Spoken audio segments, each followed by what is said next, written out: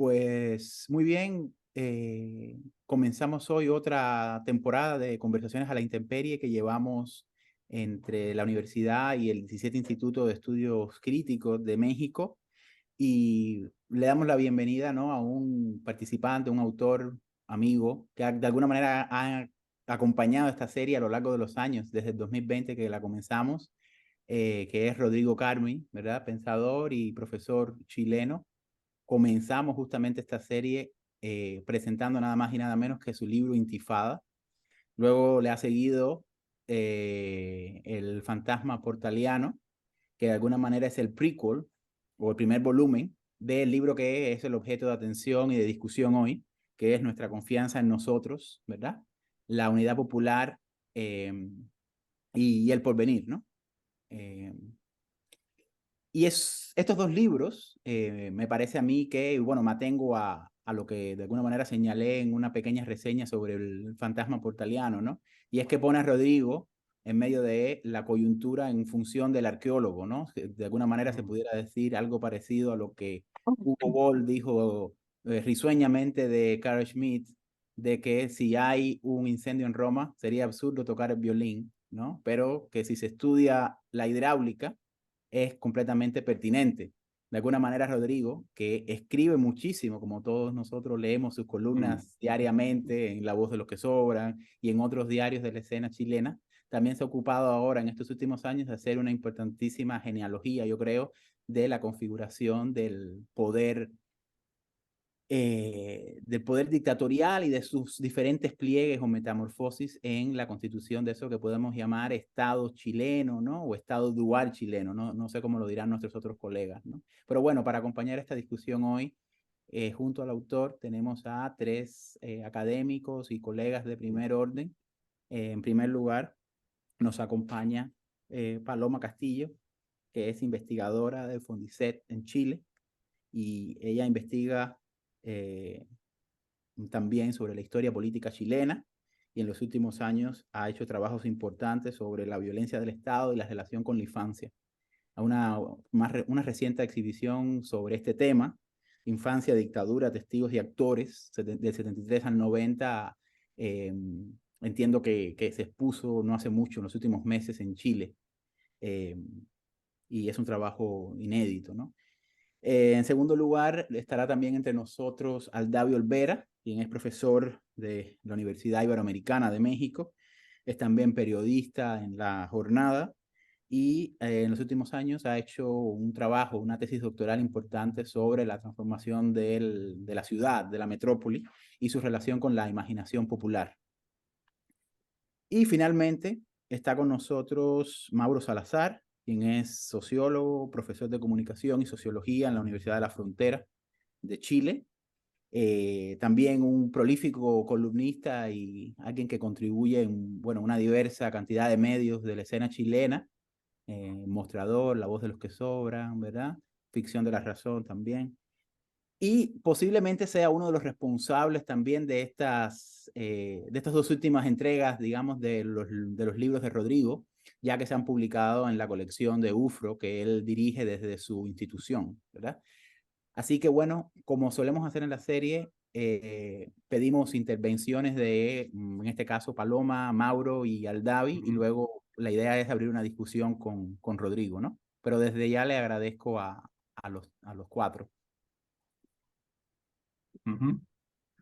Bueno, comenzamos. Gracias, Gerardo, Paloma, Patricia Castillo, Paloma, Rodrigo. Bueno, y ciertamente se va a incorporar en los próximos minutos el profesor Olvera y también, bueno, al Instituto 17 y a esta iniciativa que ha sostenido durante un tiempo importante, Gerardo, así que muy grato y también por darme la posibilidad de la palabra y espero no dislocar mucho lo que viene aquí en más, porque ocurre, ¿ya?, que cuando Gerardo me hizo la invitación, entré en una cuestión bastante dubitativa y ha tenido que ver en este caso temporal, puntual, con que los roles míos respecto al proyecto de Rodrigo Carmi, el cual soy un cómplice público, comillas, me implicaron del punto de vista de qué hacer, digamos, una columna, un artículo, era lo esperable que uno escribiera en función del segundo libro de Rodrigo de 4 a 6 reseñas. Deben haber 2, 3, digamos, pero forman parte de casi de la cortesía, digamos, de acompañar este proyecto de Rodrigo. Y bueno, también entré en una especie de cosa media de círculo hermenéutico, de que al final yo generaba, ¿ya? Y terminé confesándole, no sé si ayer o hoy día, Gerardo, mira, no sé si asumir un discurso temporariamente, episódico entre lo crítico y lo institucional y dar cuenta de una cierta genealogía sin eh, abundar mucho en aquello tampoco, pero quiero contar lo siguiente, esto está inscrito eh, sin establecer, por favor, de mi parte ningún oficialismo cultural en una escena fractural, ¿ya? Y es una escena fractural porque el Chile que discurre del 2019 en adelante establece el agotamiento de los aparatos cognitivos, ¿ya? Establece algo así como una debacle, ¿ya? De las epistemes oficiales, por llamarlo de alguna manera. Hay un apagón, y todo apagón cognitivo es también una tragedia existencial de nuestro mainstream, de nuestra oligarquía, de nuestros administradores cognitivos. Por lo tanto, ocurre un fenómeno absolutamente radical. De hecho, algunos historiadores han dado la tarea de ver en Chile qué otro tipo de escisión ha ocurrido entre el polo normativo y el campo social en toda su diversidad, y hay dos hitos. Uno en 1890, en la Guerra Civil, lo digo básicamente a modo comillas de efeméride, y otro el año 1957. Pero ninguno de los dos tiene el alcance, la intensidad, la radicalidad de 6 meses, 5 meses, ¿ya? Que fueron interceptados por el primer virus posfordista, el COVID, ¿ya? Por lo tanto, es un movimiento, es un momento de cuestionamiento a la razón partidaria, es una autonomización de los modos de existencia, es también una suerte de golpe fractal a todos los discursos de la gobernabilidad, androcéntrico, heteronormativo, ¿ya? Con todas sus mitificaciones OCDE, ¿ya? Vale decir, toda la realidad del progreso y el discurso mitificante entra en una zona de ebullición de la cual no ha salido, y por lo tanto es un impasse al mismo tiempo, yo agregaría, del punto de vista de los capitalismos académicos de la universidad chilena, ¿ya? La universidad chilena también con sus consensos manageriales se ve fuertemente agotada para descifrar un fenómeno cuya nomenclatura no bastaba con las teorías hegemónicas, no bastaba con los movimentismos a los Bauturins. Se alzan también ciertamente significaciones del campo feminista que fueron fundamentales en Chile, a no dudar, y entramos en una especie de régimen de subjetividad, ¿ya? Que va increciendo, pero que no logra aún, a mi modo de ver, se puede discutir, cuajar, la palabra no me gusta, pero no tengo otra, amojonar en una suerte de política pohegemónica. Entonces, en ese momento fluctuante, heterogéneo, ¿ya? En este zigzag, tiene una suerte de condición estratégica y programática la producción que instala Rodrigo, ¿no?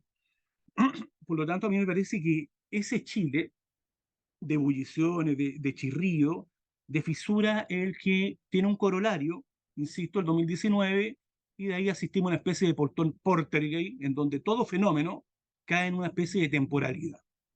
Eh, yo quiero señalar que de modo explícito, estas fueron las razones que grimí, entre otras, digamos, para poder darle un sustento social, que además es una cuestión bastante evidente a la producción de Rodrigo, y para que los textos del fantasma ciertamente circularan. Pero está esta situación que es distópica, que imputa de modo urticante, ¿ya? Una impugnación lacerante, insisto, a todos los discursos del mainstream. Y no solamente a nuestros think tanks, a nuestros centros de investigación, que a esta altura son los segundos pisos que van quedando, pero con un cierto campo hegemónico, sin duda alguna, respecto al mundo de la transición, los que siguen atenazando una cultura de los acuerdos, un cierto perfume habermasiano, lo voy a decir así, y la lectura que introduce el Fantasma uno ciertamente venía desde la sublevación de los pueblos, en el trabajo de los fragmentos de Rodrigo, instala una cuestión absolutamente novedosa, profanante, ¿ya? Eh, una circunscripción, porque también el trabajo, Rodrigo, pasa en perpendicular por todos estos elementos que yo estoy nombrando, por momentos de, diría yo, distopía, momentos energéticos. El propio título de este texto que nos convoca, nuestra confianza en nosotros, repone un cierto horizonte libidinal, lo voy a decir así, frente a un agotamiento del campo de la izquierda. Por lo tanto, en la hora cero se instala este texto, ¿ya? Por lo tanto, esa sería una genealogía, digamos, para dar cuenta de este momento daemon, ya de la ola negra, en la cual estamos vinculados. Yo, más que hacer este comentario internista, digamos, que es una posibilidad absolutamente legítima sobre el texto de Rodrigo, este y lo otro, ¿ya? Querría plantear algunas problemáticas, dos o tres, ¿ya? Creo que hay un cruce que establece Rodrigo en el libro entre unidad popular y revuelta. Yo comparto el conector, ¿ya? Entiendo lo que está jugándose ahí, las confluencias, las inmaterialidades, los flujos imaginales, ¿ya? Una serie de elementos que ciertamente desbordan la teoría hegemónica, ¿ya? Ciertamente, la versión de la Chloe Mouffe no pensó lo imaginal ni tampoco pensó la cuestión de la técnica. Entonces se introduce ahí Rodrigo y establece una lógica de conexión, ¿ya? Ahora, el momento, digamos, insurreccional en Chile, la revuelta y su deriva, tuvo más bien gastos, ¿ya? De no tener trazabilidad, ¿no? De no tener rostro, y esto bien lo sabemos, de no poder cuajar, insisto. Entonces, ahí hay una cuestión que, a propósito incluso de mi ley, el día domingo es parte de un debate abierto, ¿ya? ¿Entramos, desde mi perspectiva, en poshegemonía? Sí, creo que entramos en poshegemonía, ¿ya?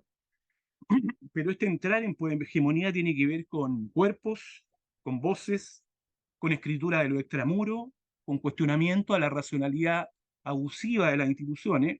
Ciertamente eso ha ocurrido en el Chile que interroga la retórica del milagro chileno, y ahí, Rodrigo, el trabajo oferta un repertorio argumental, ¿ya?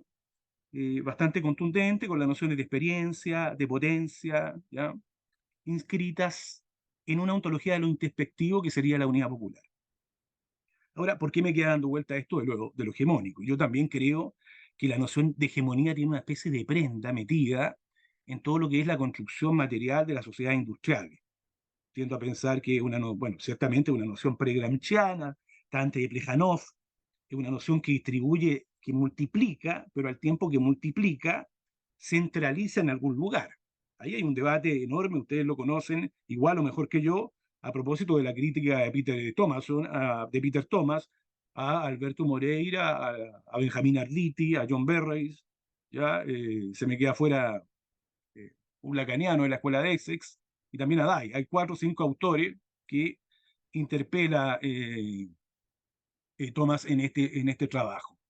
Pero ocurre, digamos, este impasse, esta zona, digamos, fluctuante, en donde se apertura, hay una fisura hacia un nuevo régimen de veredicción, diría yo, que es una zona que incluso podría estar dialogando tensamente con la demografía del Frente Amplio, pero que no alcanza a conectar, ¿ya? Vale decir, ahí hay un lío tremendo con la noción de hegemonía, yo eso lo comparto, pero yo soy ahí tal vez más, vuelvo a un horizonte más moderno, que tiene que ver con relaciones que sean de intersección entre lo que es hegemonía y poshegemonía. Además, porque la poshegemonía nos mete en disquisiciones teóricas que son de una alta abstracción, ¿ya?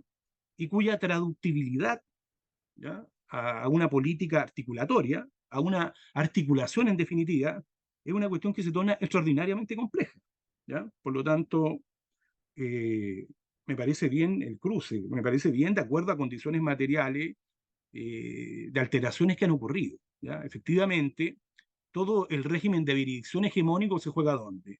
En el discurso y en una lógica articulatoria, ¿ya? Esa lógica tuvo, a mi modo de ver, su corolario, lo voy a decir así, en los gobiernos de María Rosa y posteriormente entra, perdón, en una zona de desgaste, ¿ya?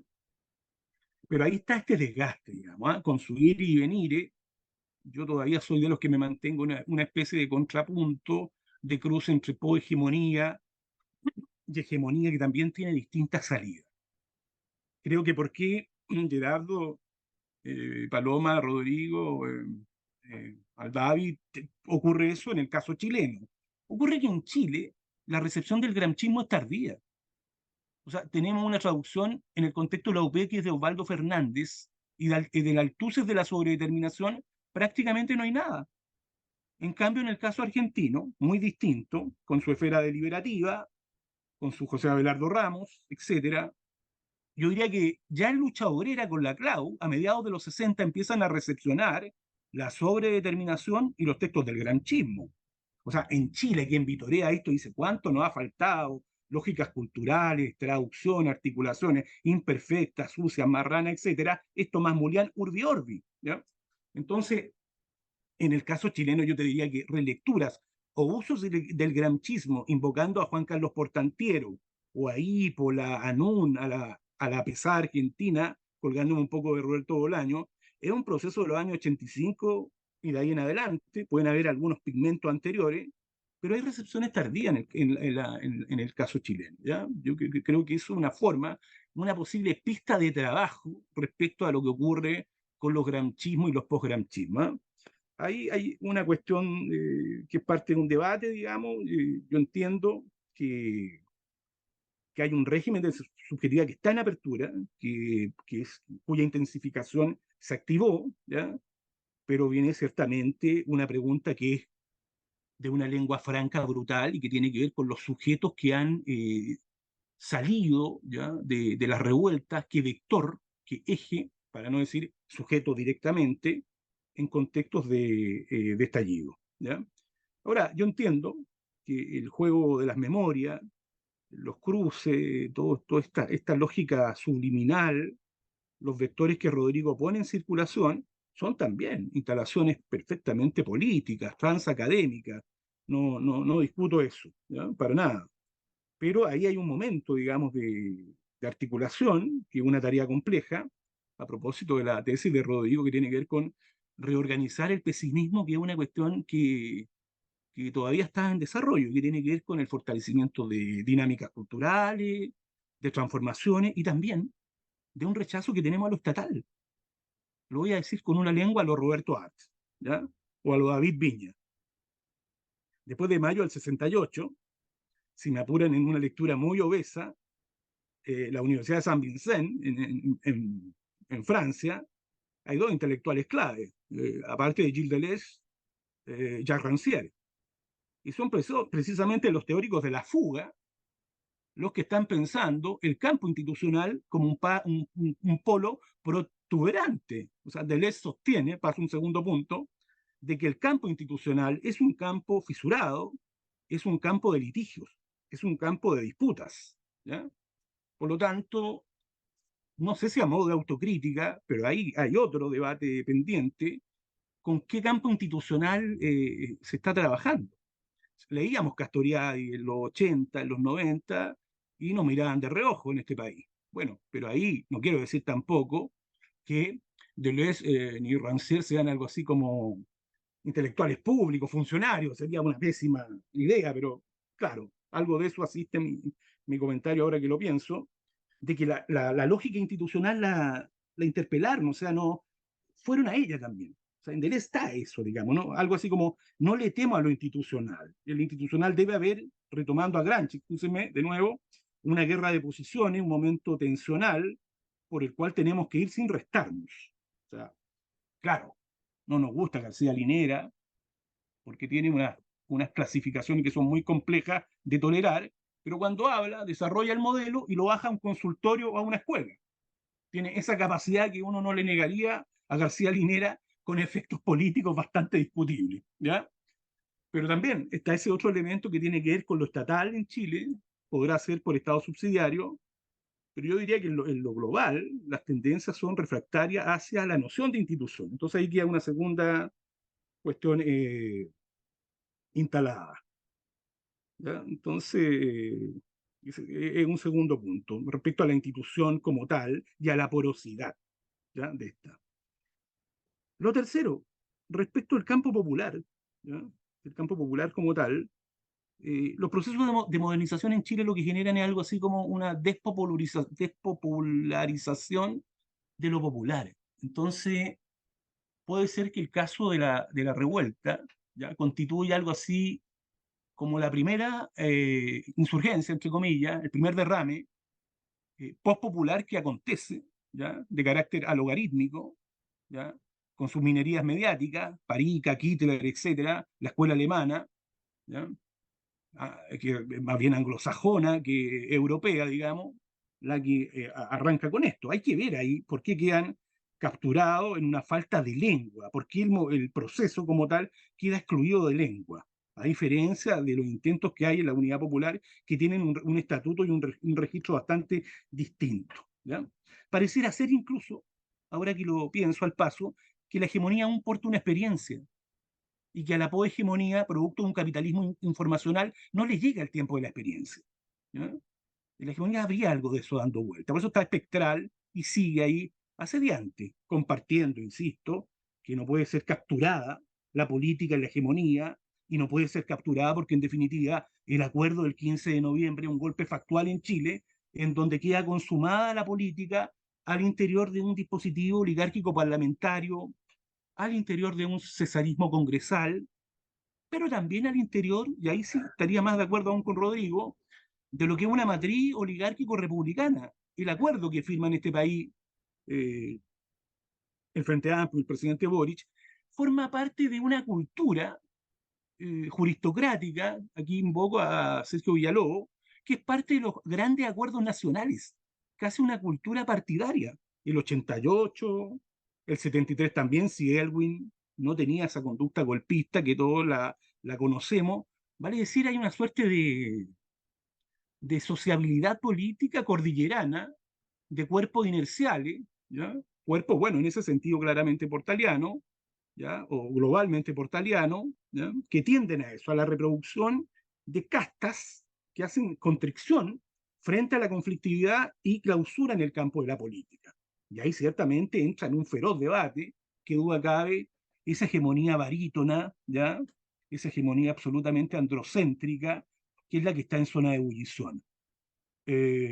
Bueno, solamente para terminar, para redondear, me tocó intervenir en un congreso ULEPIC, y bueno, de distintas nacionalidades. Entonces yo me abrí con pohegemonía y me decían, bueno, ¿y qué hacemos con la hegemonía? Si la hegemonía es parte de nuestro patrimonio histórico, no la podemos soltar de cualquier manera, no tenemos tampoco un sujeto de recambio. Entonces hay unos supuestos instalados ahí pregnantes que al caso latinoamericano, al menos al chileno, le va a costar pero mucho tiempo como programa cultural entrar en un proceso de recambio. Recambio no digo de universidades, sino articulación al movimiento, al sindicato, al colectivo, a ciertas contrabarrialidades, a discurso urbano, etcétera. Claro, uno podría decir, bueno, pero tuvimos tesis, tuvimos mayo feministas, sí, fundamentales. Y es importante nombrar eso, porque en Chile el tema de la violencia familiar no es solamente una abstracción, sino que quedó instaurado en una normatividad estratégica en términos de violencia, y frente a lo cual habría que avanzar. Eso que ocurre ahí respecto a la violencia intrafamiliar, no sé, y excúsenme acá los lenguaraz, si con la noción de republicanismo salvaje, que me parece un trabajo muy bien encaminado, ¿ya?, o digamos rabia erotizada, alcanza a tener ese tipo de X articulación. Entonces, ahí se mantiene, creo yo, un trabajo que es de largo aliento, que tiene que ver con la inteligencia colectiva, para poder ir generando algunos nodos, ¿ya?, de lo que Alejandra Castillo llamaría algo así como un archivo alterado. He visto y he formado parte de eso, Gerardo, y los que me escuchan, amigos, una exquisita, digamos, lo voy a decir así brutalmente. Tomás Mulián un día me dijo, respecto a Ernesto Laclau, ¿para qué tanta parafernalia teórica, Mauro, y terminar en un flatus voce? ¿Ya? En Pohegemonía casi dicen lo mismo el otro día. Mauro, ¿para qué tantas abstracciones con Murray, con Alberto incluso con Benjamín, a quien yo mucho respeto, pero que ha rotulado como un hegemónico? ¿Ya? si también hay un flatus voce y no aparece un sujeto de formas de alteridad? Entonces ahí creo que hay una cuestión que está muy pendiente respecto al caso chileno, donde, insisto, para redondear, se apertura un régimen de subjetividad. Última cosa, las nociones de experiencia, de potencia que trabaja Rodrigo, como texto experiencial, como posibilidades de la unidad popular. Bueno, yo aspiro y creo que tienen que quedar debidamente inscritas en el debate nacional, por lo tanto me parece sumamente productivo, digamos, lo que él hace. Hay estos cruces, estos conectores en zigzag, ¿ya? Perpendiculares que establecen entre lo que son las revueltas, las causas populares, las luchas sociales, y que tendrían su momento de colofón, comillas, entre Unidad Popular, y él ve estas líneas de fuga, estas posibilidades con las revueltas que han ocurrido en los últimos años. ¿Ah? Bueno, lo iría dejando hasta ahí en este texto abierto que hice hasta ahora, y después vamos a ir abriendo palabras. Gerardo, gracias. ¿Ah? ¿Mm? Muchísimas gracias, Mauro, por tan brillante escenificación, ¿no?, que has dado ahí. Y le pasamos la palabra a Paloma. Bueno, sí, lo mío está en una línea quizás un poco más apegada al texto, porque no entiendo que Mauro también ha participado varias veces en la presentación del libro Rodrigo, y también ha hecho comentarios que yo ya escuché también en su minuto. Entonces, en el fondo, esto permite también hacer como un paso un poco más allá del texto, ¿no? Y eso abre las aristas que él está pensando ahora, algunas de las cuales se topan con lo que yo pensé con el libro, y otras que se distancian muchísimo, eh, fundamentalmente porque a mí hay algo que me gusta mucho del trabajo último de Rodrigo, desde el fantasma portaliano también, ¿no? Como que tiene que ver con seguirle la huella a una pérdida, ¿no? A una pérdida, pero que yo creo, y voy a intentar hoy día explicar por qué, que en realidad se trata de la pérdida de una materialidad, no de la pérdida de un significante, ¿no? Creo que en el fondo, cómo eso real de la materialidad impacta en el reordenamiento de la frase, y por lo tanto en la forma en que los significantes organizan las posibilidades ideológicas de pensar el futuro. Creo que es una apuesta que viene Rodrigo siguiendo desde el fantasma portaliano en adelante, ¿no? Y que incluso encuentra en este último texto un sujeto, ¿no? Que es este sujeto que es en el fondo la figuración del pobre, ¿no? La figuración de aquel que está por fuera que está en la marginalidad, que en el fondo, que es a lo que le teme, ¿no? El fantasma, ¿no? Como una suerte de real que queda excluido, ¿no? Que es una amenaza porque no se sigue por los mismos códigos, ¿no?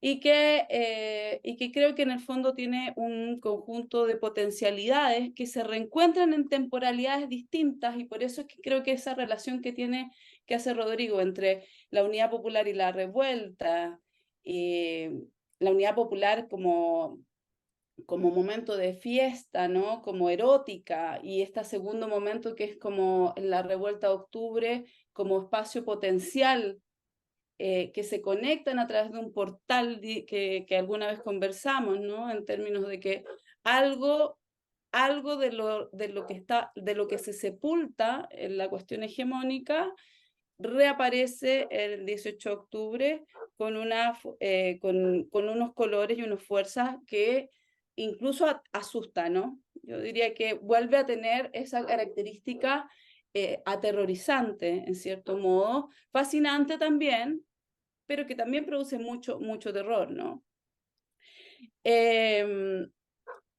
Bueno, yo en realidad soy psicoanalista, entonces como que no soy filósofa política, no me dedico a eso, tengo un conocimiento más o menos importante, pero somero, diría yo, y por lo tanto cuando yo leo estas cosas en realidad las leo más en una clave analítica que en cualquier otra cosa, ¿no? O sea, las leo como, pienso, no sé, pues, cuando leí el texto y pensé, y Rodrigo propone esto como de que en realidad el golpe de Estado, dice, y su profundización dice, es un golpe a la lengua, ¿no? que suturó toda posibilidad de pérdida, confiscando así la irrupción heteróclita de la palabra. Y yo me quedé pensando ahí, ¿cuál es el duelo, ¿no? ¿Qué se pierde? Que aparece en el relato melancólico que se construye a partir de el tiempo de la dictadura. Y ahora cuando escuchaba a Mauro pensaba yo la velocidad de esto, ¿no? Como que heavy lo veloz que es el tiempo en Chile. Todo es veloz menos la dictadura. La dictadura es como una especie de largo paréntesis donde siempre fue lo mismo, ¿no? Como son 17 años de un tiempo que se detiene, que se lentece. Yo recuerdo, además, mi memoria de infancia es que todos los días de la dictadura fue igual. Era el mismo día, uno tras otro, repitiéndose, pero se acaba la dictadura y vivimos un proceso hipervertiginoso, ¿no? De transformaciones culturales enormes, tanto en las representaciones de la niñez, que de pronto pasan a ser sujetos, que tienen derechos, que todos vivimos obsesionados con ellos, hasta las cuestiones feministas, los movimientos secundarios, ¿no? Como que nosotros vivimos como en una manía post-dictadura, si yo lo tuviera que pensar en clave clínica, ¿no? Como la dictadura como un momento que inscribe un duelo melancólico y una manía defensiva que se construye a partir de los años 90, en donde además nosotros todos los movimientos como que nos subimos y no alcanzamos ni a subirnos cuando ya nos estamos bajando. Entonces ahora ya no somos feministas, ¿no? Éramos feministas hasta hace un año y medio y ahora ya no somos feministas. La coordinadora, después de la pérdida después de la pérdida en el rechazo, entra en una crisis interna también, ¿no? Entran los movimientos en una crisis porque de pronto además les pasa a todos nosotros algo que yo también podría leer en clave analítica, que es como cómo se produce esta sensación entre este castigo superyoico, ¿no? Al yo, a una identidad, ¿no? Que es como esta identidad que es castigada porque al final tuvo la culpa de no conseguir, de no estar a la altura de esto que parece ser una irrupción y un mandato que tenemos desde que se pierde en la Unidad Popular. Entonces, ¿qué es para muchos de nosotros la fractura del 4 de septiembre? En realidad es la instalación de una deuda que no se termina nunca de pagar, ¿no? Porque en el fondo nuestra manera de pagar esa deuda que teníamos, ¿no? Como movimiento social, ¿no? Porque lo voy a decir en términos súper materiales, nunca post 90 hubo siquiera el esbozo de un movimiento que tuviera ni la potencia, ni la masividad, ni la capacidad política que hubo en la Unidad Popular. Ni en términos de instalación, ni de afecto, ni de amor, ni de erótica, ni de nada. Post 90 nunca hubo, después ni siquiera los movimientos estudiantiles, ni el 2011, nada tuvo el carácter popular que logra consolidar la Unidad Popular como proyecto. Cuando se pierde la Unidad Popular de manera aniquilante, ¿no? Porque en el fondo lo que hacen es aniquilarla, ¿no? Aniquilar a sus gestores, a sus dirigentes y al pueblo, a los pobres en todas las ciudades, ¿no? Arrebatar algo material, porque no solamente arrebatan palabras, ¿no? Sino las palabras materialmente instaladas en derechos, ¿no? Eso implica el tema de la reforma agraria, la pérdida de la reforma agraria, pero no solo la pérdida de la reforma agraria en términos de quitarle a la gente su tierra literalmente, porque así como estaba pensando Mauro el tema de la CLO, yo estaba pensando que la CLO a mí siempre me gustó una parte de la CLO que decía, donde él hablaba del antagonismo radical, ¿no? Y donde ponía como ejemplo justamente de antagonismo radical, de algo que no se resuelve en el campo de la palabra, la tierra, ¿no? Eso es algo que no vamos a resolver. Podemos resolver el tema de si hablamos con E, no hablamos con E, podemos hablar de las... Pero no podemos resolver el hecho de que el campo en Chile le pertenecía a un puñado de familias, vino la reforma agraria, lo reparte, que algo que en México es impensable, porque en México más del 60% de la propiedad de la tierra es colectiva, ¿no? Entonces, como que cuando uno le dice a otros países que en realidad acá hay un puñado de familias que son dueños de la tierra y que eso, la reforma agraria, en un acto tremendamente avanzada, logra avanzar sobre eso, la reparte, ¿no? Y que efectivamente la reacción después devuelve y además pagan nuevamente esos predios y sacan a patadas a los indígenas de todas las comunidades y los asesinan a nivel nacional, ¿no? Entonces, en el fondo estamos hablando de cosas bastante materiales. La derrota de la Unidad Popular, el duelo del que habla Rodrigo acá, cuando él dice, la Unidad Popular es en el fondo lo que se pierde, no es una puesta en juego de la irrupción de una palabra diferente, pronunciada desde otros lugares y bajo otra intensidad, capaz de ir más allá del fantasma portaleano. Yo lo escucho así, ¿no? Yo escucho una palabra diferente que está hablada en lengua indígena, escucho una palabra pronunciada desde otros lugares que tienen que ver con fuera del centro del centro de Chile, sino que está expandido. Cuando él dice en otra intensidad, escucho voces que no altisonantes, como habla la aristocracia, ¿me entiendes? Como hablan los ricos, ¿no? Que siempre pueden hablar en ese modo de la violencia, ¿no? Entonces, eso que se pierde y que Rodrigo pone en el libro como de esta manera tan precisa, que es capaz de ir más allá del fantasma portaliano, ¿no? Es lo que representa, o por lo menos lo representa para mí, la Unidad Popular, ¿no? Y me quedan muchas cosas que conversar con Rodrigo en relación al tema del imaginario. ¿Qué piensas que es un imaginario? Eso lo podemos hablar después, ¿no? Porque dice, la Unidad Popular no era otra cosa que lo que restaba de sí, y sin embargo portaba consigo la potencia destituyente capaz de desactivar el fantasma. Ahora, el tema es que cuando hay una potencia destituyente capaz de desactivar un fantasma en el plano del psicoanálisis, en la desactivación del fantasma no necesariamente es algo, primero, que el sujeto pueda reconocer como un acto volitivo, ni consciente, ¿no? Ni de lo cual pueda hacerse responsable en términos yoicos, ¿no? Es una reestructuración de un esquema que se ha construido como una respuesta que sostiene la realidad. Y de hecho, yo creo que alguna vez lo conversé con Rodrigo esto, que en el fondo, por ejemplo, creo que el mejor ejemplo de que en el fondo la Unidad Popular tampoco sabía cuál era su potencia destituyente en su minuto, y que también lo dice Rodrigo cuando habla de la fragilidad de los partidos políticos, del modo en que se está construyendo esta escena.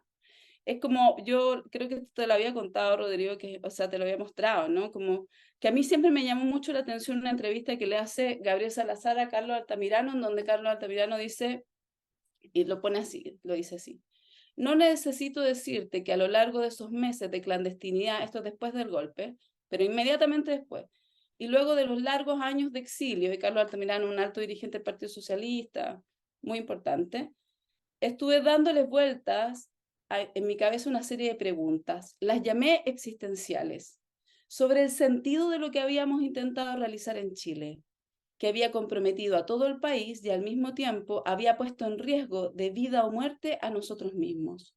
Algo así como, ¿qué hemos hecho? ¿Por qué ha pasado lo que ha pasado? ¿Por qué tanta persecución, tortura, muerte, tanto exilio? ¿Qué pecado político cometimos? Esas preguntas me daban vueltas y vueltas. No podía entonces, y tal vez tampoco ahora, contestarlas, ni quería hacerlo. Era como una espina en la carne que trazaba lentamente su propia trayectoria, atravesando de lado a lado mi conciencia histórica. Y uno no podía hacer nada frente a ella, excepto dejarla avanzar a su ritmo, a su grado de confusión, dolor y preocupación. Eran como 6 o 7 preguntas básicas entrelazadas que se asentaron en mi cabeza.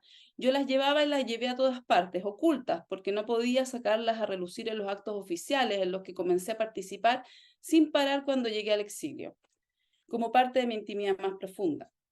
Pero un bombardeo de compromisos urgentes atrapó nuestra vida fuera de Chile, lo que nos llevó a postergar una y otra vez el intento de dar respuestas serias y sistemáticas a tales preguntas. Yo creo, a mí me impactó mucho porque creo que ese es el momento en el cual Carlos Altamirano de alguna manera da cuenta de la ausencia total de conciencia de lo que estamos haciendo. Y además lo engarza en una dimensión culpógena, ¿no? Lo envuelve, le da lugar no de proyecto político, sino de pregunta existencial. O sea, él no tiene problemas con el proyecto político, ¿no? Él tiene una pregunta existencial que además no tiene tiempo para responder en ese minuto, sino que va a dejar hacia el futuro, que yo creo que ese es el elemento que Rodrigo rescata con respecto al tema del futuro, ¿no? Porque en el fondo, cuando se duda de esa manera del proyecto, ¿no? Ya es una internalización que afecta evidentemente el futuro en términos de desde dónde se va a poner, desde dónde se va a partir el proyecto de la postdictadura, ¿no? Cuando se recupera la democracia, ¿dónde parte? ¿No? Porque en el fondo los 17 años de la dictadura militar en Chile lo que hacen es permitir la instalación del modelo neoliberal, es desactivar el movimiento social, es construir una serie de significantes que van a armar el entramado ideológico que permite la legitimación de este modelo con sus desigualdades, pero además de eso, peor que eso, es que en el fondo es el modo en que retrocede la conciencia de derechos para que el único derecho que quede establecido sea el derecho a la vida. Porque ese es el efecto de la violencia de Estado en este país, ¿no? Y de hecho, si tú lo miras, yo una vez hice un estudio y tengo como algo publicado en un libro que es sobre legitimación, donde hice un estudio con las entrevistas del Museo de la Memoria, unas entrevistas donde comparaba, o sea, que hay un archivo de entrevista de antes, donde la gente habla antes del golpe y después del golpe los mismos dirigentes. Y el cambio, la transformación, y ojo que ahí colaboran también las organizaciones de derechos humanos, ojo, eso no, también hay que pensar cuál es el lugar, porque las organizaciones de derechos humanos empezaron a hacer una serie de cosas en términos políticos, ¿no? En términos, actuando políticamente en el fondo. Por ejemplo, la no defensa de cualquier militante que estuviera involucrado en la resistencia armada, ¿no? O sea, esos fueron actos específicos que tomó la Iglesia, la Vicaría de la Solidaridad, no defender a ningún militante del Frente Patriótico, no, o sea, como ocultar esta dimensión, porque en el fondo el militante tenía que ser bueno, tenía que ser puro, tenía que ser un ángel, ¿no? Y no podía resistir, ¿no? Y eso lo que hace es empezar a legitimar que la única posibilidad la única lucha real era por una suerte de vida, el derecho a la vida, porque se estaba muriendo por nada, ¿no?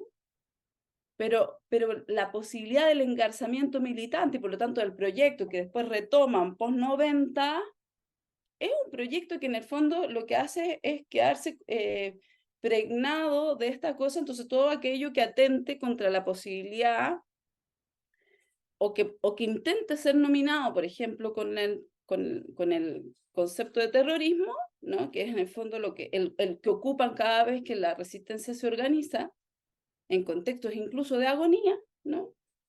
Entonces es rechazado. Y claro, efectivamente, post-90 pasa eso.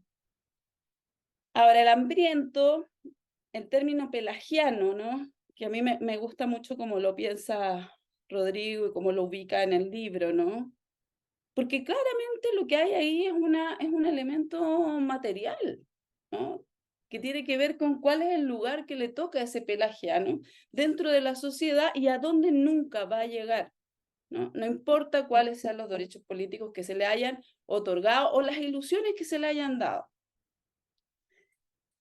Y yo creo que para cerrar, porque si no me extiendo mucho, ¿no? Como creo que para poder pensar esta cosa de la confianza en nosotros, que es un mandato que de alguna manera, y yo creo que eso es como el gran triunfo el gran triunfo de estos 50 años, y creo que Rodrigo también lo ha dicho en otras partes, ¿no? Como que esta es la primera vez que en el fondo se relativiza la dignidad de Allende como un mesías que en el fondo nos entrega como una especie de mandato a cumplir en el futuro, ¿no? Se abrirán las grandes alamedas y ahora tuvimos como unas figuras que pasearon por la alameda como unas luces, ¿no? Se abrirán las grandes alamedas por donde pase el hombre libre y eso es una consigna que se inscribió en nuestros cuerpos, ¿no? Y nosotros íbamos a abrir las grandes alamedas y si no éramos nosotros eran las próximas generaciones, pero siempre alguien iba a abrir las grandes alamedas. Lo jodido ahora es que en el fondo, en este juego vertiginoso donde la derecha se reapropia del golpe, lo legitima, y cuando lo legitima, esto lo he dicho en otras partes también, la derecha no legitima el golpe porque en realidad necesite legitimarlo, es porque en realidad es un gerundio, nos está amenazando. Nos dice, haríamos esto ahora, lo hicimos antes, lo podríamos hacer cuando quisiéramos, todas las veces que queramos, porque en realidad no solo creemos que está bien hacerlo, sino que creemos que está bien que ustedes sepan que ante cualquier aspiración de pelagiano, ¿no? Van a volver a vivir la misma pesadilla. Y es muy operante, ¿no? Entonces, yo creo que ahí hay algo de qué es lo que significa la confianza en nosotros en términos de qué es lo que vamos a pensar, cómo se construye eso, ¿no? Y eso supone superar el clasismo en este país, pero el clasismo no solamente no discursivamente, ¿no? Las clases intelectuales en este país también son profundamente clasistas, ¿no? Y eso es un hecho, ¿no? Entonces creo que superar el clasismo supone también sentir cierto amor por las formas de enunciación de las comunidades, de la gente con la que uno habla, valorar un saber comunitario, pero no en modo snob, ¿no? Sino la crisis de la cuestión hegemónica y poshegemónica, Mauro, es una crisis que empezó en los 90 con la zurda, que trajo todas estas categorías y quería pensar a Gramsci, pero desde un lugar muy abstracto, muy simbólico, muy cultural y muy lejano y muy distante de la materialidad y de las dificultades concretas que la propia sociedad de clases le impone a este país. Entonces, en el fondo, el problema es que la zurda hablaba para la zurda, así se llamaba ese movimiento que después se transformó en izquierda autónoma y después tiene este gobierno que es el gobierno que es, ¿no? Porque no es una perspectiva, ellos no tomaron la perspectiva de Gramsci que recuperara el marxismo, ¿no? Se transformaron en como una especie de movimiento culturalista, como, esa es la verdad, o sea, como la revista lo era, todo, y con los fenómenos, con las dificultades enormes que implicó eso para poder construir un movimiento que valorara o dignificara lo popular, ¿no? Eso me parece que son elementos esenciales para poder pensar esto de la hegemonía, poshegemonía, porque en realidad, en el caso chileno al menos, eso que se duela, que reaparece después y que adoptamos maníacamente en la discusión sobre la cuestión de si nos subimos a tal o cual movimiento, pero seguimos eludiendo el hecho de que aquí vivimos una sociedad de clase brutal, ¿no? Brutal. Y lo eludimos constantemente. Eso, creo que ya me superpasé. No, estupendo, estupenda intervención, Paloma, muchas gracias y le cedo la palabra al David. Hola, ¿cómo están? Mucho gusto, conocerles desde estas latitudes y agradezco muchísimo la invitación a Gerardo. Muy, muy contento, muy alegre de poder compartir este espacio y pues, también a Rodrigo, eh, prácticamente por escribir este texto por diversos motivos, ¿no? Eh, Primero, pues es todavía octubre, ¿no? O sea, eh, sus oleajes todavía se dejan sentir de diversa manera, a pesar de que obviamente en buena parte de nuestro continente hay una restauración conservadora con bastante fuerza, no nada más en Chile, ¿no? a pesar del optimismo de ciertos progresismo, que bueno, hay que revisitar la relación entre revuelta y progresismo porque no está separada, pues en Argentina, digamos, el cacerolazo de 2001 también devino después en las formas institucionalizadas del kirchnerismo, pero también hay un conjunto como de potencias y de alegrías desactivadas, ¿no? Y lo estoy diciendo desde México, que el poder militar cada vez ocupa más espacios, no solo de la vida política, sino de la vida social y afectiva. A pesar de que tenemos desde hace 80 años el primer gobierno que se autonombra como de izquierda, está ocurriendo esto. Y también lo digo porque en México resuena la experiencia de la unidad popular de manera bien problemática, ¿no? En México se institucionalizaron, además de la unidad popular con otros eventos, un conjunto de fábulas, siguiendo el libro de Rodrigo y los términos en el que usa las fábulas políticas, y que se le ha dado al papel que tuvo el gobierno mexicano con la visita de Salvador Allende aquí a Guadalajara, ¿no? Y luego el papel que tuvo el gobierno mexicano con el exilio. El presidente que era gobernante en México pues era Luis Echeverría, que fue el contrainsurgente mayor de todo el siglo XX, con un discurso ampliamente nacionalista, pero con una práctica de represión bastante parecida a la que después aplicaron las dictaduras militares en América del Sur. Curiosamente, el gobierno de Echeverría cuando vino Allende, lo lleva a la Universidad de Guadalajara para que pronuncie un discurso para que los estudiantes entiendan que ellos no son el sujeto histórico, sino el sujeto histórico son los pueblos, ¿no? No nada más los estudiantes que estaban en una lógica de movilización armada bastante importante. Entonces, con este momento en el cual el gobierno mexicano, esto es nuestro portalianismo mexicano, ¿no? Que es más bien el perismo, ¿no? La manera de hacer política acá es esa. Perfectamente se puede tender la mano a la unidad popular y por el otro lado deshacer los movimientos populares. Aquí algunos compañeros trotskistas usan un término que me interesa bastante, que es el bonapartismo mexicano, ¿no? Que es el prismo. Tienes un régimen que con una mano puede perfectamente tener un discurso de izquierda, tender hacia allá, y con otra mano puede perfectamente convivir con Estados Unidos sin ningún problema, ¿no? Manteniendo siempre el mito de la unidad nacional. Esto no quiere decir que, bueno, por eso pienso que no es de gratis que Obrador, ¿no? Haya sido uno de los principales invitados de Gabriel Boric para la conmemoración del golpe. No es la conmemoración de la unidad popular, es la conmemoración del golpe.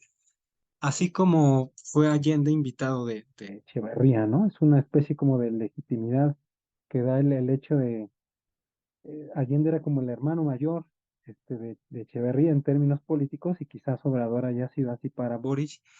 Quizás esté diciendo algo muy atrevido, pero lo digo porque la operación, o sea, Obrador va a hablar a Chile sobre el golpe militar cuando hay una militarización de la vida cultural, social y pública en México actual, ¿no? Esa es la operación doble que sucede en México y que quería contársela.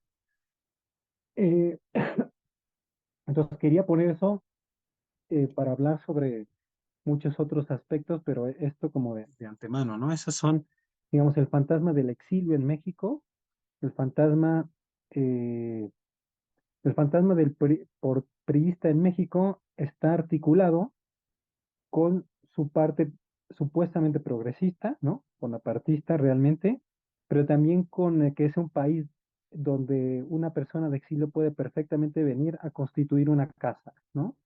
Donde todo el mundo es bienvenido, donde todo el mundo puede venir a formar parte de la sociedad siempre y cuando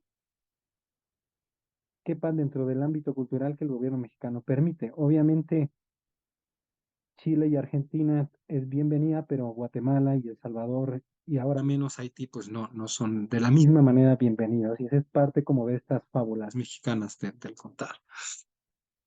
No quiero situarme solo ahí, ¿no? Digamos,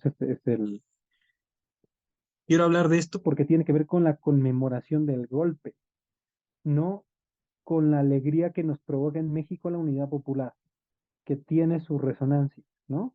Una cosa es la monumentalización del golpe, también en México, que tiene estas fábulas, pero la unidad popular en México tiene otras resonancias bien interesantes, ¿no? Aquí, una de las cosas que más me llamó la atención del libro de Rodrigo, y quería empezar con eso, es el asunto de la lengua, ¿no? Del golpe a la lengua, porque hay un conjunto hay una como lengua que no nada más es palabra, también es imagen. Ahorita voy a abundar un poco en eso, pero la lengua tiene que ver o sea, con una restauración, con una lengua múltiple, que es la lengua que se empieza a hablar en estos momentos de insurrección, que no cruza necesariamente por la vía letrada, ¿no? No necesariamente se escribe, aunque hay mucha gente, especialmente cronistas, cuando se da estos movimientos empieza una escritura donde lo que importa no es la autoría, sino el acontecimiento, ¿no? Lo vivido. Pero también hay una lengua que empieza, y eso lo dice Rodrigo con el asunto de la gramática, que empieza a hablar palabras que no se hablan, ¿no? Y empieza a hacer giros que no se hablan. En México, una de las revueltas más viejas que hemos vivido es la de 1692.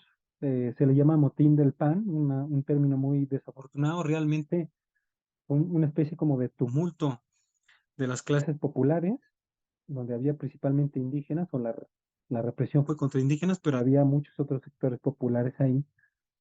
Y una carta que escribe Carlos Sigüenza y Góngora, más o menos dice que habla el lenguaje con el cual después se justifican el golpe, ¿no? Así como allá se habla de terrorismo o de putas, aquí se habla de peladaje, ¿no? El Cantinflas era el pelado antes de que fuera ocupado por el PRI. El peladaje el pelado no solo es el que habla mal, una lengua pelada, también tiene que ver con un vestir y con un comportarse. Y en ese peladaje escribe Carlos Sigüenza y Góngora, que era una plebe compuesta de indios, negros, criollos, bozales de diferentes naciones, chinos, mulatos, moriscos, mestizos, zambajios, lobos, y también de españoles que declarándose zaramullos, chulos y pícaros y degenerando de sus obligaciones son los peores de tan ruin canalla.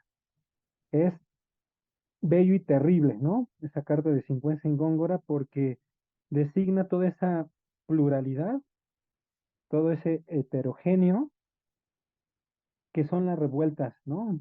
Como en nuestro continente. Y yo creo que también estas palabras después designan la justificación, como les había dicho, de la reacción, ¿no? Ante esa lengua, ante todos esos epítetos, terminan justificando lo que viene después. Entonces, por eso el golpe a la lengua, ¿no? Pienso yo. El golpe a la lengua también son palabras, también son todos estos adjetivos, ¿no? Que golpean, ¿no? Cuando tú en un diario escribes sobre terrorismo, justificas la acción militar también contra el terrorista, ¿no? Eh, Algo que también quisiera decir es que em, bueno, ante este asunto de la lengua, pienso yo que hay también otras, eh, digamos, los recursos populares, algo que a alguna gente le llama repertorio, pero felizmente tiene otros nombres. Em, pero yo pienso mucho en México, pensamos siempre mucho en Víctor Jara, ¿no? Siempre, constantemente. Lo estamos escuchando, lo estamos viviendo, porque me parece que además de la fortuna que tuvo Rodrigo de revisar los discursos de Allende, ¿no? Que eran discursos que interlocutaban con el público, me parece que trayendo a cuenta el asunto de la imaginación popular, que Rodrigo ya lo visitó en Intifada, Víctor Jara tiene también la facultad de hacer hablar voces, ¿no? Él era, además de un cantautor, una especie de curador de la cultura popular, así lo vemos aquí, ¿no?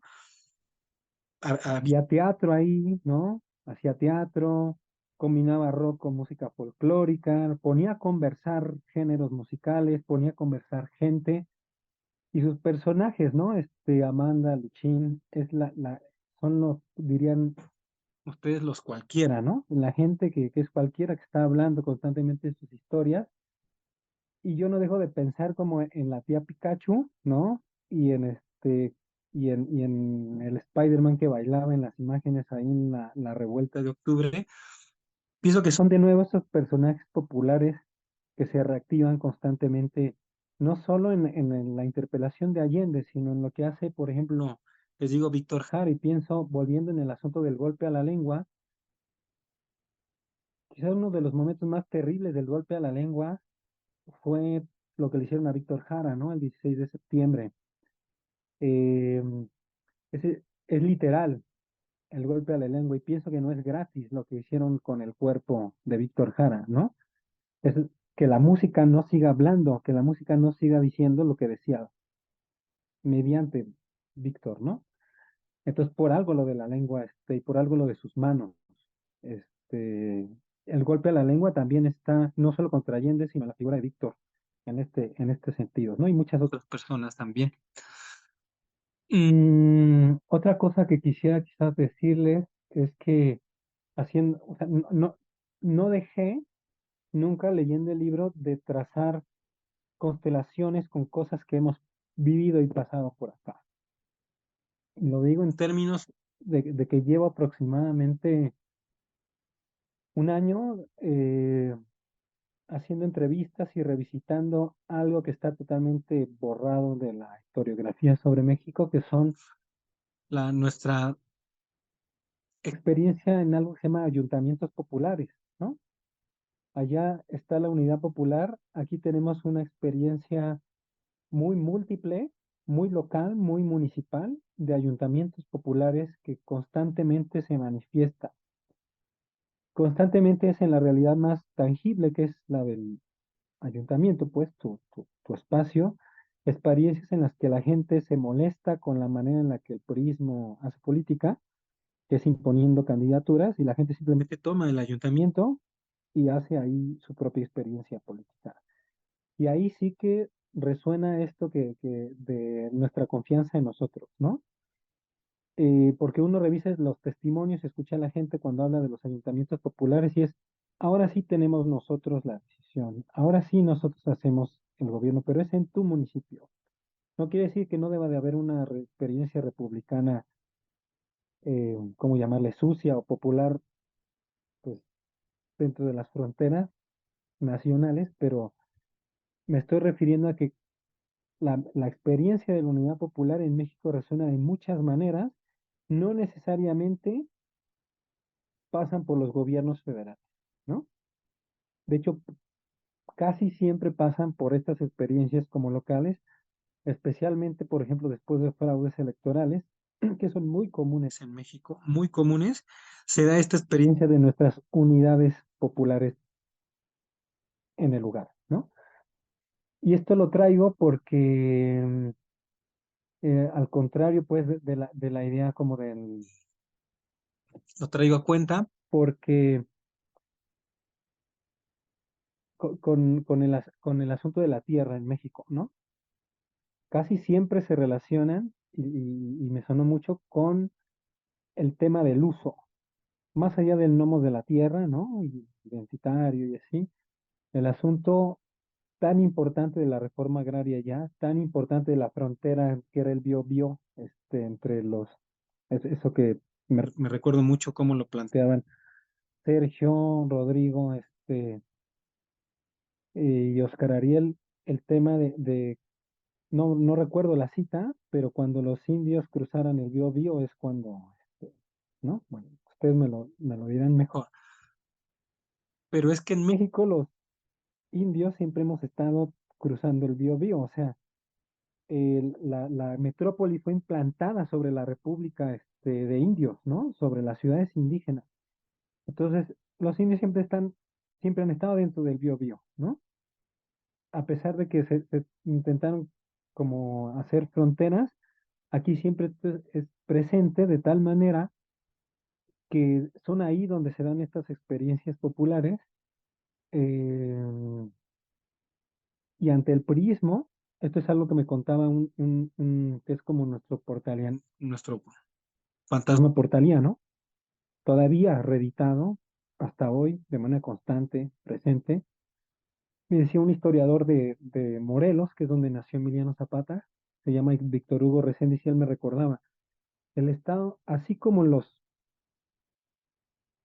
el porvenir o la herencia que tienen los movimientos sociales mexicanos son zapatistas. Zapatistas no solo me refiero al del 94, me refiero al zapatismo desde Zapata, con todas las experiencias que han habido intermedias. Así el Estado y el capital mexicano tiene esa memoria también. Entonces está hecho en un código contrainsurgente en el sentido de no permitir que la experiencia y la herencia zapatista cuaje en municipios.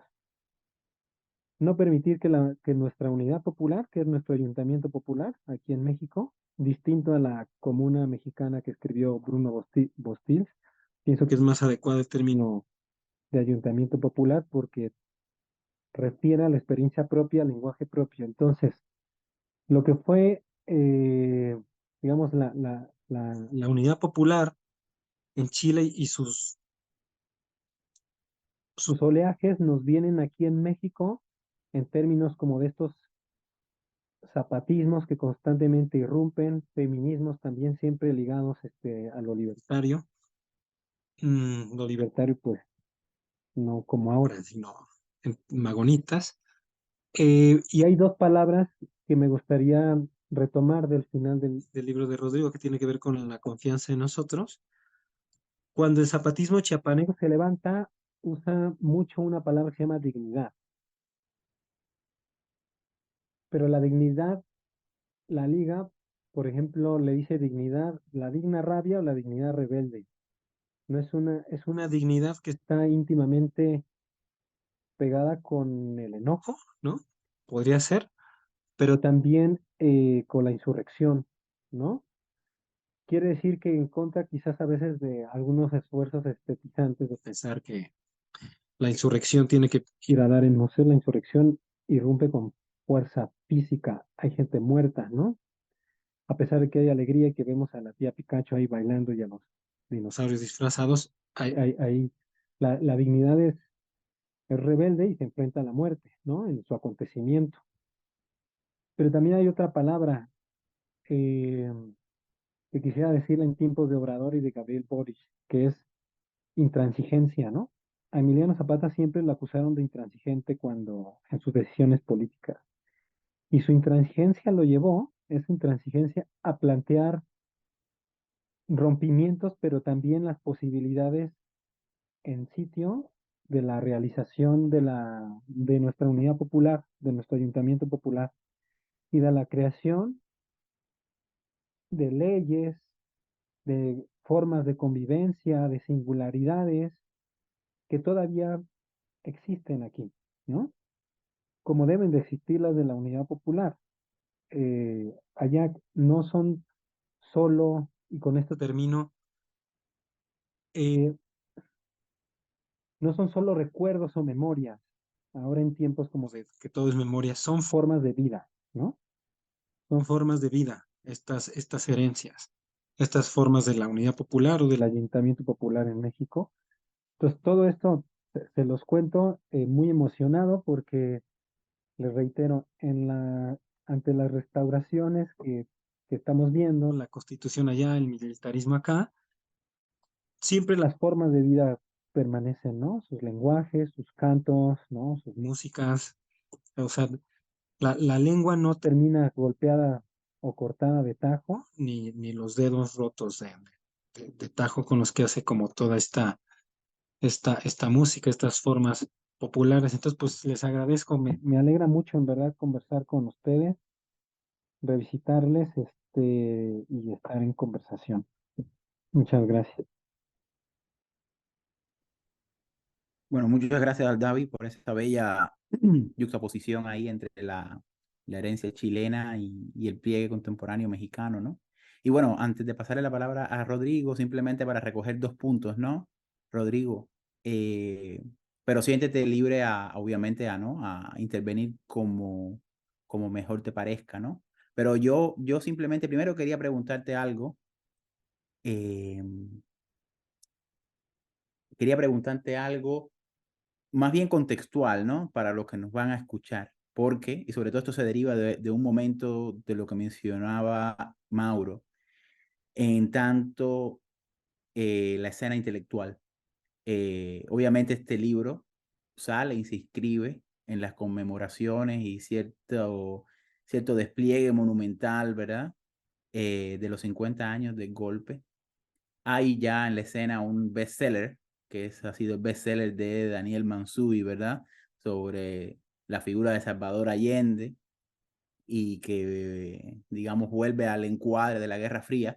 Y obviamente está tu libro, pero me parece que, o todos los que estamos acá presentes, sabemos, ¿no? Tras su lectura, de que no se trata ni tampoco de una historiografía que quiere disputarle el campo y el sentido común de la escritura histórica, ¿no? Digamos, de la clase intelectual chilena, sino que pretende hacer otra cosa. Entonces me gustaría que dijeras un poquito sobre esa otra cosa, ¿no? Y lo otro que tiene que ver, me parece que con la última intervención de Aldavi, pero que se conecta con las otras 2 intervenciones de Paloma y de Mauro, ¿no? A menos de una forma entreverada, ¿no? Que tiene que ver con la voz, ¿no? O sea, la voz es algo así como una unidad que atraviesa, por ejemplo, Paloma habló de el derecho a la vida, ¿no? Es decir, a no quedar domiciliado vamos a lo que le llamamos durante la pandemia, ¿no? A una vida compensatoria, suturada en la biopolítica, ¿no? Es decir, la voz excede eso. También uno puede decir, al punto de la intervención de Mauro, que la voz es lo que es irreductible siempre a toda teoría del discurso, que es algo así como la infraestructura de la teoría de la hegemonía, ¿no? Entonces, la voz es también, como tú dices, en un momento hacia el final, no tengo acá la página, ¿no? Pero que es lo que estaría transfigurando, dices tú, o escribes, el cuerpo, digamos, como te gusta utilizar a ti esa palabra, ¿no? La figura del mártir de Allende en una transfiguración, ¿no? Que abriría a ya no un cuerpo social, ¿no? No a ese derecho a la mera vida, sino que estaría ligado a abrir las posibilidades de lo que nunca ha sido. Y obviamente, si algo nunca puede ser algo gramaticalizado, es la voz, ¿no? Es lo que siempre está aconteciendo. Pero bueno, solamente quería marcar esas dos unidades, ¿no?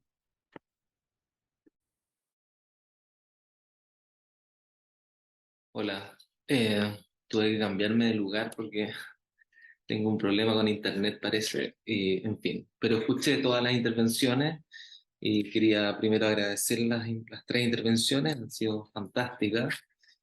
Y claro, la cuestión de la voz yo creo que es el punto nodal de la discusión en la medida en que en ella se pone en juego esta potencia que denominábamos del porvenir, ¿no?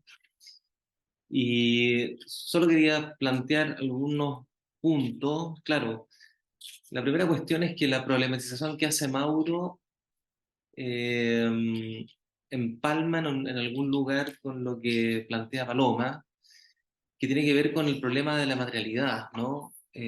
O sea, esto que de alguna manera Gerardo ha trazado, digamos, bajo la noción de la voz, es precisamente esa materialidad, ¿cierto? Ese real, que sin embargo, de alguna manera, el texto lo que intento hacer es un poco una invitación a habitar ese real, ¿no? Que parece como un oxímoron, digamos, pero en el fondo sería una manera, ¿no?, de habitar ese porvenir, en la medida en que lo porvenir no está nunca en un más allá, digamos, sino que es parte de la configuración intempestiva del presente, por decirlo de alguna manera, ¿no? Es la configuración intempestiva del presente, ¿no? Entonces, en ese sentido, la Unidad Popular es esa potencia que atraviesa al presente, ¿no? Y estoy bien de acuerdo con esa escena que colocaba Mauro. Y justamente yo creo que uno de los problemas, o uno de los problemas, yo diría que el libro lo que trata de traer es una suerte de problema, ¿no? El problema de lo político que ya no está circunscrito a la dimensión de la soberanía, ¿no? Cómo pensar lo político que no está circunscrito a la dimensión de la soberanía, pero ahora pensándolo no desde el punto de vista de las revueltas, que sería como un espacio aparentemente más fácil para pensarlo, sino desde un lugar que se pensó a sí mismo como un espacio institucional, ¿no? Y que sin embargo fue excedido por su propio devenir, ¿no? Y esa excedencia es precisamente lo que me interesa, ¿no? Que es la Unidad Popular. La Unidad Popular no se plantea como un proyecto clandestino a la institucionalidad, sino como un proyecto inserto, ¿no? Circunscrito a una cierta institucionalidad y que sin embargo tiene que, de alguna u otra manera, intentar superar, ¿no? Y hay dos cuestiones que la Paloma colocaba que me parecen importantísimas, ¿no? Claro, la primera cuestión tiene que ver con esta dimensión de la materialidad, que es precisamente el lugar de la voz, me parece a mí. Y la segunda cuestión, que no tengo el cuaderno acá, entonces se me olvidó, pero la segunda cuestión tenía que ver también con que con que la Unidad Popular, en último término, tiene que lidiar con ese fantasma, ¿no? Y que, a propósito de la cita de Altamirano, ¿no? Que es una cita que me gusta mucho porque uno podría decir es una cita poehistórica, la cita de Altamirano, ¿no? En el sentido de que justamente Altamirano lo que está mostrando es que la Unidad Popular, como proceso revolucionario, ¿no? Hace implosionar, ¿no? La metafísica misma que supuestamente le da lugar a la concepción moderna de revolución. ¿Ya? Este es el punto que me interesa. Es decir, yo diría que en ese sentido, y seguramente no está eso en el libro, pero es lo que se podría pensar, que la Unidad Popular es la implosión de sí misma, ¿no? En el sentido de que es el momento en que o sea, cuando se efectiviza el proceso revolucionario, cuando se pone en juego el proceso revolucionario, es precisamente cuando los seres humanos no pueden controlar el proceso revolucionario. Y entonces la historia deja de ser pensada bajo esa filosofía de la historia clásica, teleológica, etc. Es decir, lo que se destruye finalmente por la propia revolución es la noción moderna de revolución y su máquina mitológica, ¿no? Eso es lo que yo creo que me gusta mucho esa reflexión de la Paloma cuando termina con Altamirano, porque Altamirano en el fondo, ¿no? Lo que decía la Paloma, no hay una conciencia, ¿no? En el sentido, ya, como uno quiera pensarlo, digamos, no hay algo así como un telos que una determinada voluntad, en este sentido un sujeto histórico muy claramente definido, pudiera conducir, ¿no? A las grandes masas a un lugar X, ¿no? Meramente paradisiaco, etc.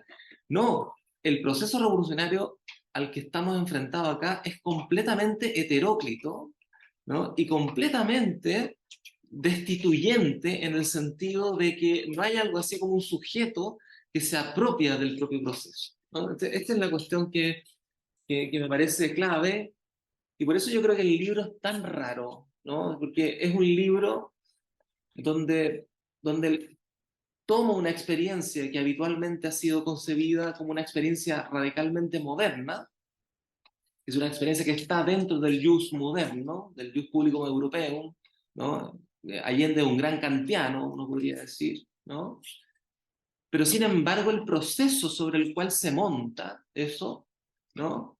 Digamos, deconstruye completamente esa metafísica, ¿no? Esa es la cuestión. Y yo creo que hay un momento muy clave, que es el discurso que Allende da en Naciones Unidas, no solamente cuando dice nuestra confianza en nosotros, sino que básicamente cuando está caracterizando su presente y plantea básicamente que hay un choque frontal, así le llamo, entre los grandes oligopolios, ¿no?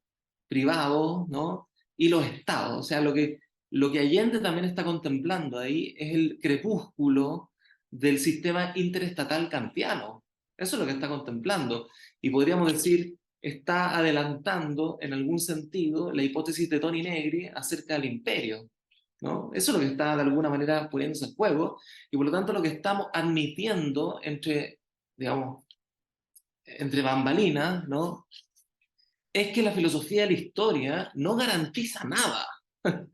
Por eso nuestra confianza en nosotros, ¿no? Porque no hay, finalmente no hay una filosofía de la historia, no hay una necesidad histórica, y por lo tanto tenemos que confiar en nosotros, en lo único que nos queda. Somos el resto de esta filosofía de la historia. Eso es lo que me interesa, ¿no? Que nuestra confianza en nosotros no es, digamos, un imperativo sustancialista, sino que justamente el resto que no puede ser asimilado por la filosofía de la historia, que emerge precisamente cuando la filosofía de la historia se ha destruido y se ha pegado 1000 golpes, digamos, y le pegan un golpe, de hecho, ¿no? Y claro, uno podría decirlo así, ¿no?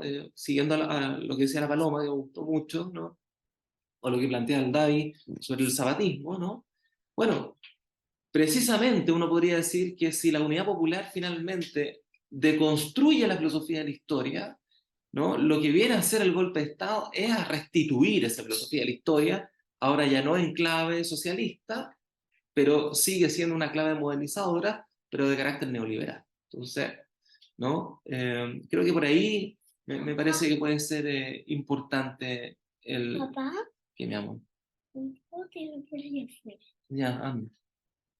Pero éntrate al tiro. Quiere, estamos haciendo unos aviones de papel para sacarnos de encima la teología histórica.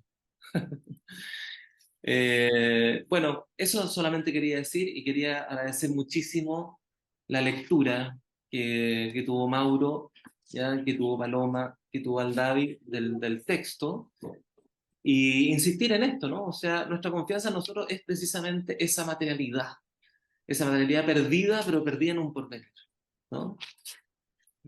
Yo creo que no comentaste nada sobre la escena de los debates intelectuales sobre los años, sobre los 50 años, pero Ah, pero con esto último que has dicho, yo creo que aparece un matiz importante, ¿no? Y sobre todo esto que has dicho de Allende como figura que muestra la conflagración de Ius Publicum Europeum, ¿no? O del sistema interestatal de la soberanía, porque le hemos escuchado a algunos intelectuales chilenos, vamos a no decir su nombre, ¿no? Justamente encuadrar la experiencia de la Unidad Popular y Allende en la estructuración geopolítica de su momento, ¿no?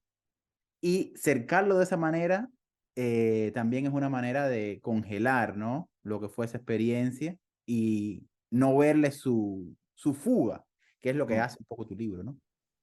claro, o sea, lo que intento ahí precisamente es cuando digo que la Unidad Popular es una experiencia cómica, lo que quiero decir es precisamente que se sustrae, ¿no? Desestabiliza el ordenamiento mismo de la filosofía de la historia, ¿no?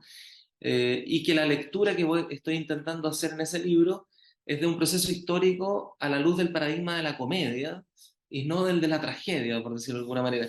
Justamente la comedia muestra el absurdo, muestra de alguna manera los excedentes que no calzan consigo mismo, y donde precisamente un poco lo que colocaba Paloma, no hay algo así como un sujeto claro y distinto que pueda conducir el proceso, ¿no? Ese es el punto. Más bien son sujetos que se suman, que participan, que de alguna manera usan ciertos lugares del proceso, ¿no? Ciertas intensidades del proceso, ¿no?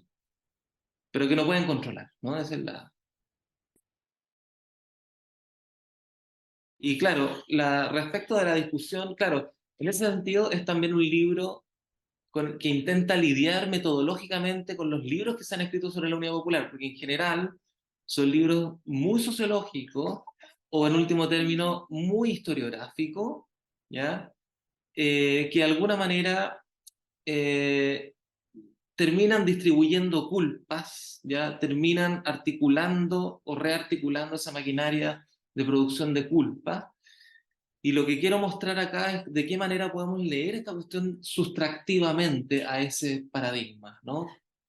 Entonces, no es solamente que la UP fue una comedia, sino que la lectura del propio libro intenta ser cómica en el sentido de que es un proceso mucho más abierto, mucho más complejo, mucho más incontrolable de lo que la historiografía o la sociología querría de alguna manera mostrar o reconstruir, ¿no? Porque en el fondo esa historiografía y sociología siguen permeadas por la metafísica del sujeto y su ilusión de la conciencia, básicamente.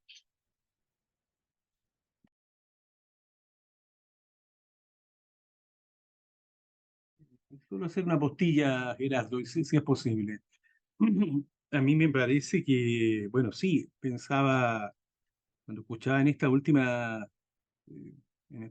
punto que hacía Rodrigo, lo excedentario es inevitable, porque fíjate, pienso, no sé, el Dios Soto, llueve sobre Santiago, y hay que ir a una visualidad porque el exilio es una lluvia ininterrumpida, y hay que ir al excedente. Y a mí no se me ocurre muchas formas de describir lo que hace Rodrigo como un texto agramatical, con la potencia imaginal. Pero ahí viene otro oxímoron que lo marca Paloma, porque Paloma deja entrever algo que es muy fuerte, que es excedentario de nuevo, que tiene que ver con nuestra... Somos felices en la pasión de la fuga, sí. Soy feliz en el lirismo insurreccional, sí. Y lo digo rápidamente, en la revuelta fui joven, fui joven. Eh, ¿Te fijas? Pero ahí también hay un distingo del orden del realismo entre la práctica escritural, con su arabesco necesario, por fuga, ¿ya? Y este otro momento, digamos, cosístico, cruel, con hegemonías oligarquizantes que no nos dejan de mirar. Para decir, el Leviatán nunca nos deja de mirar. Entonces, al paso ahí, en Paloma, a propósito de estas mediaciones, está este elemento, digamos, del abstraccionismo frente a una cuestión que tiene que ver con nuevas formas, con nuevas figuras para pensar un proyecto, no quiero no decir más articulaciones, por favor, no sé, como mediaciones, conectores, ligámenes, para salir de ese programa que también tiene que ser interrogado, o más interrogado como radical, ¿ya? Así que, porque Paloma también decía, este abstraccionismo no es de ahora, es de los 80. ¿Te fijas? Entonces, ahí, bueno, pues solo eso, pero muy agradecido a todos, ¿ah? Y esperamos, ojalá, paso el aviso, ojalá contar con otros aportes también, porque estamos abiertos, ciertamente, Nufro, o sea, yo creo que Rodrigo ha generado una grieta ahí, un, un punto que tiene que ver con textos que avancen en esta dirección, precisamente, por lo tanto, una tercera narrativa que interpele los fragmentos Benninger et al.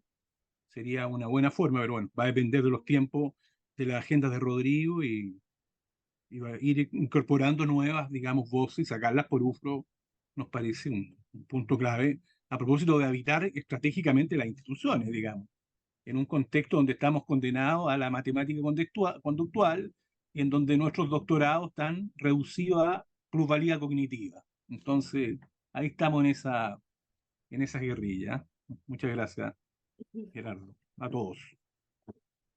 Oye, yo quería como agregar en eso como que creo que gran parte como de ese trabajo de Rodrigo tiene que ver también con recuperar una pregunta por el tiempo, todo el tiempo, o sea, como, porque efectivamente nuestra confianza en nosotros también requiere de tiempo. Lo que hizo el pacto del 15 de noviembre fue acortarnos el tiempo, ¿no? O sea,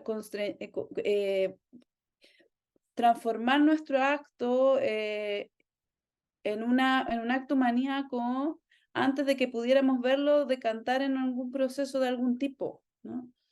Entonces, después quedó como suturado ese momento, ¿no? Y antes de que pudiéramos saber, ¿no? Que un poco conversábamos con respecto en otro espacio con respecto a la crítica que te hizo Basaure, ¿no? Que no le gustaba la idea de las fiestas, ¿no? Porque no le gustan las fiestas porque en realidad no le gustan los curados, los borrachos, diríamos para otro. No le gustan los borrachos porque los borrachos rompen vasos, ¿no?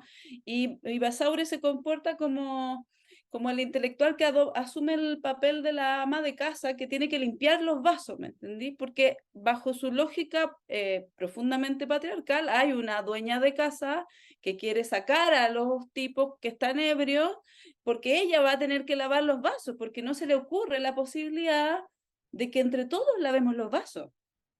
Y de que entre todos recojamos los vasos y que entre todos veamos si la persona esta realmente hay que echarla de la fiesta o hay que buscar otra cosa, ¿no? En el fondo, y yo creo que es súper interesante la intervención de Basaure, que no hemos tenido instancia de profundizarlo, solo hicimos estos chistes en un chat, ¿no? Que en el fondo es, porque es la forma conservadora, como casi visceral, ¿no? Como que esto es una fiesta. Entonces, Carmi el terrorista, ¿no? Carmi le gusta esta, o sea, como que inmediatamente pasa esta idea como de negligencia. Y a mí me parece que el modo en que opera es una lógica muy fascista, ¿no? Que nunca logra encontrar una tercera vía acá. O hay orden y la gente se acuesta a las 9 de la noche, o hay caos. Dale.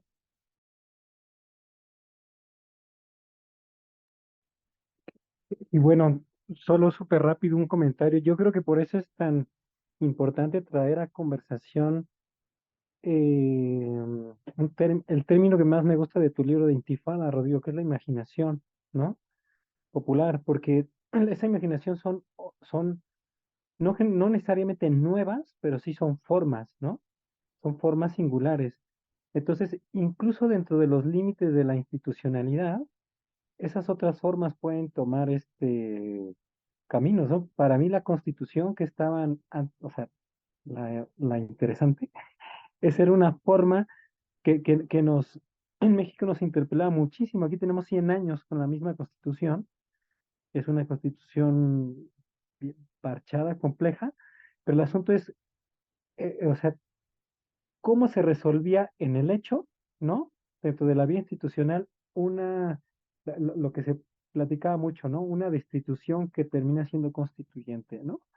¿Cómo es que un ayuntamiento popular sí puede hacer un ayuntamiento, ¿no?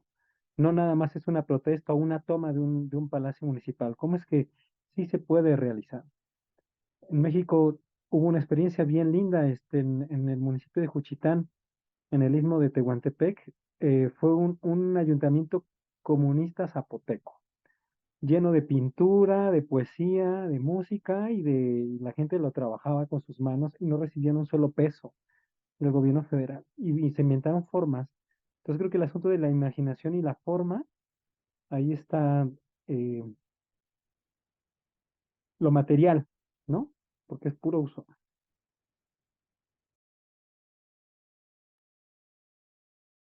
Bueno, estupendo. Yo creo que ha sido una conversación muy interesante, muy rica, ¿no? Y incompleta, como todas las conversaciones que ojalá podamos seguir hilando, ¿no? Ya sea por nuestros territorios, ¿no? O a lo largo de otros encuentros. Así que no sé si Rodrigo quiere agregar algo más, ¿no? O lo dejamos por acá entonces, ¿no? Y desde ya le agradezco a todos y obviamente a Rodrigo, ¿no? Por estar acá, por el tiempo y por legarnos otro libro más. Y Antonina, Sí. ¿no? Que ha sido la keynote del encuentro. Ha soportado todo, así que Mil gracias, Antonina. Nos los ha repitió. soportado a ustedes. Esa es la herencia. Bueno, entonces nos Gracias. vemos. Gracias. Y el próximo mes nos volvemos a reencontrar en la serie para discutir el libro de el profesor Andrés Rosler, Estado y Revolución. Seguramente aparecerán algunos nudos en relación con esto. Gracias.